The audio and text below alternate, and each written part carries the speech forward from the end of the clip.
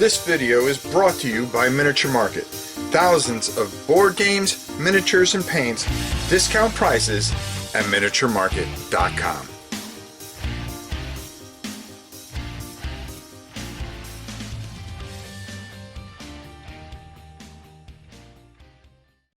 Hello everybody, welcome to another War and Pieces. It's your old pal Rob, and today it seems like we're always doing something for Compass Games because they're just mowing out games like there's no tomorrow, and I think that's just fantastic. But today is one that I'm very excited for, that I got my hands on, and this is one I've been waiting for, and it did not disappoint. And that's Dawn's Early Light, The War of 1812. I mean, let's go down to the table and take a look at this. Now, when I gotta take the camera off the stand just to show you the enormity of this phenomenal map. I mean, this is huge. It's matted. It's fantastic. It's gorgeous. The components are ridiculous. This is the entire map that you were going to be battling over. This game is absolutely phenomenal in the fact of how it works. It's basically a card-driven game. So what's going to happen is you're going to get 6 cards to start in your prelude deck. Okay, so that's going to be your prelude turn. The game goes from 1 to 8 turns, and I'll explain everything a little bit. This number up top is your operation points. You're going to need those points to bring in militia, regulars. They're all going to cost everything. So you're going to be bringing in and buying recruits and paying points so you can beef up these areas depending on what the card will do. Okay, you can either use it for operation points or you can play the event.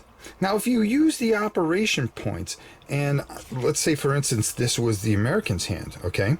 If you use it for the operation points and keep the 4 points, well, the British get to use the bottom event.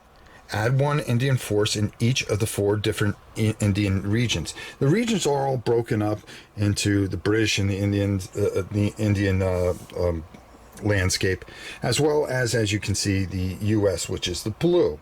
You're going to be struggling to try to get the most victory points by the end of turn 8. There's a couple of win conditions. If you get to 20 on either side, okay, if this gets tug of war and somehow the U.S. is able to bring this down to 20, well, guess what? The game ends immediately and it's a U.S. overwhelming victory. Now, there's another way the U.S. can win. If they were happen to capture Montreal or Halifax at any time and hold them at the end of the turn, well, guess what? They are going to win the game. The same could be said for the British if they hold Boston, New York, Baltimore, or New Orleans for an entire turn.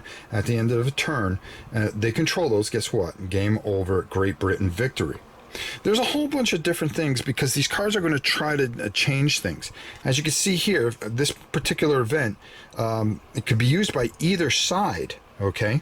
But it's going to affect the economy. So let's just say the United States decided to use the economy side, and guess what? Roll 2 dice per operation for pirateering. Okay, so that's going to help. And the more you're able to +1 this, the more you're going to be able to get different types of bonuses, whether through public opinion, economy, or diplomacy. Okay? But the really unique thing here is, if you decide to take this, you've got to be willing to give something up. Okay, because they're going to be able to have a chance to take that. Now, once you play, each side is going to play a card until these cards are all used up. And then anything that's discarded, or if it's played as event, because you can choose to play the bottom half. And as you can see, removed when played as event. That means it's removed from the game. Then you're going to go in and start your turns. And you're going to mix in, you got it, the 1812 cards, okay? And then you're going to deal up until everybody has 7 cards, okay? Then you're going to go through turns 1 through 4, and then whatever's left in the discard pile, well, guess what? That will get mixed in with the 1814. So there's a lot of variety. It's not the same game played over. Even though you start off with the prelude, which will start off the same way almost every time, except the cards will be mixed a little bit better. You know, you can expect certain cards. there's a chance that things are going to change and things like that.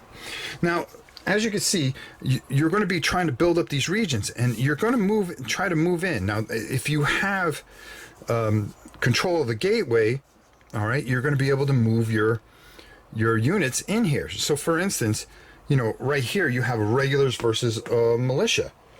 Well, the regulars, if the United States was to roll a die, and the Great Britain was to roll a die, regulars are harder to kill. You're going to need a roll of 6, okay? But militia, you're going to have to roll a 5. And if there's Indian forces involved, okay, you're going to need a 4. You would get certain bonuses from forts. You would get extra die. There's cards that'll give you extra die, but you would roll. And as you can see, well, that was almost enough to get the militia, but nobody gets hurt here. You would keep on going until you would want to retreat. And if you want to retreat, well, guess what? You're going to get up and you're going to give up that thing, and they're going to get the victory point for that area. So you can just keep battling until somebody dies. And boom, just like that, the militia's gone. And guess what? They were able to claim that landscape, which means you'd have to get that back pretty quickly, or else you are going to have a problem. It plays very smoothly. You also have waterways where you're going to be trying to block certain ports, and by doing that, you're going to make it so you cannot get reinforcements. So you're going to be doing everything that you can to blockade or privateer. As you can see, Southern Coast blockades. You want to block the Chesapeake, New England blockades. All these really unique things. There's also game markers that you're going to have certain events that are going to add and take away from things. The cards are beautiful. They add so much to it, and you just don't know. When you just think you have enough game plan, guess what? Somebody plays a card and completely messes you up. Now, like I said, I'm not going to go over everything, but this is a game that I really, really suggest that you check out for yourself and pick up. You will not be disappointed. It's a 4 in complexity. It doesn't it's okay solitaire, but it really shines with 2 people, and I'm telling you right now, this is well worth it. Another thing is the phenomenal players aids that they give you. These rule reference guides really are beautiful and solid. The rule book, there are times when you get rule books and they're very hard to get through. This has been put together absolutely beautiful, and it explains everything from the cards to public opinion, how to set the game up, all right, what every counter means. Just done, very visible, so you understand what's going on, breaking down the sequence of play, the turns, the public policy, action phase, okay? That's when you're going to be playing cards. Scoring phase, after everybody's played their cards, and then what you're going to do is you're going to score out your cards, okay? And upkeep and stuff like that. Beautifully done, and what really helps is the examples that they give you, so you can learn this quickly, learning about forts, Indians, and waterways, and then of course what they do is they give you an entire turn broken down, which really helps if you just don't understand something, and then the card histories and how they all come together, explains the historical value of this and why this is something that you need to have. Let's go up top and get my final thoughts on yet another fantastic game from Compass Games, Dawn's Early Light, The War of 1812. I mean, honestly, I've seen some comments that people really don't believe that I really get excited about things, but I really do.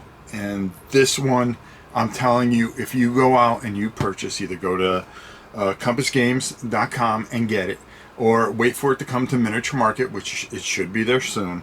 I'm telling you right now, you'll see why I'm excited and why I'm pumped about this. It's not a hard game. There's not a lot in this rule book that's going to really trip you up, okay?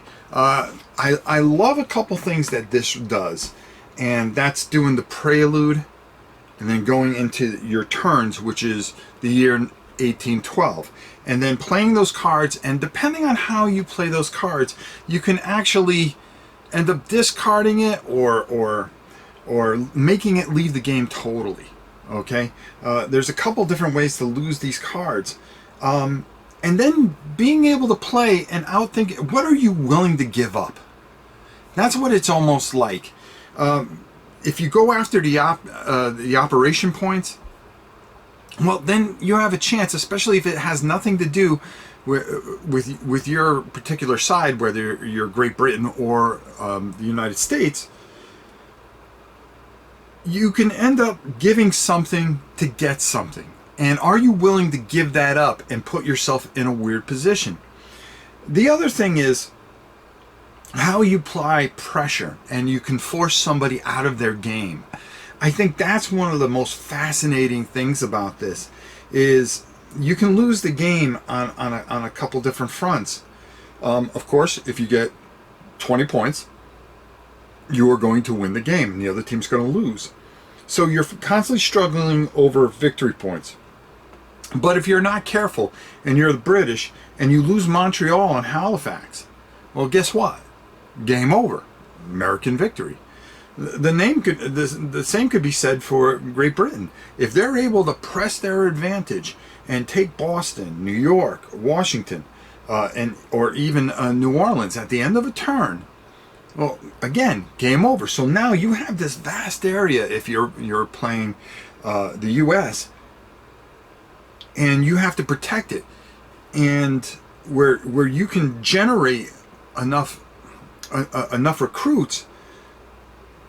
It almost seems like Great Britain has a little bit, that they don't get as much, so they have to press their advantage early and use the diplomacy options, the public opinion options, the economic options, and really kind of get their machine grinding to get those points. This does a lot of fascinating things, between the blockades, making sure that people can't get reinforcements there. The way the cards play out, and then after turn 5, even more cards from 1814 come in, and even change that even more. Just a fascinating and interesting, but simplistic and brilliant game. It reminds me of a game I loved as a kid, though that was way dumbed down, and that's Skirmish. Because the map looks the same, only this map is beautiful, and it is huge, and it is gorgeous, and it does a lot of great things. This is a must-have for your collection. I'm telling you right now, playing this, with an opponent is just something special. The Solitaire, you could play it Solitaire, but I think it's going to work best with 2 people, and you're going to have a blast playing this. Top-notch components once again from Bill and the guys. They are knocking it out of the park. Compass Games, again, I tip my hat. It seems I spend more time tipping my hat to you guys than anything else. You guys are doing a phenomenal job. Keep it up. This is just fantastic stuff. Keep coming out with these types of games. Keep coming out with these games. You guys are just doing a phenomenal and wonderful job, and this is another one that I insist that you add to your collection. You will not be disappointed. Dawn's Early Light, The War of 1812. Folks, pick it up. You will not be disappointed. Until next time, it's your old pal Rob for War and Pieces, and we will see you again soon, probably with another Compass game, the way it's going, the way they're kicking them out. Take it easy, everybody. And you could get this from Miniature Market, right, Grandpa? You can get this from Miniature Market. That's right.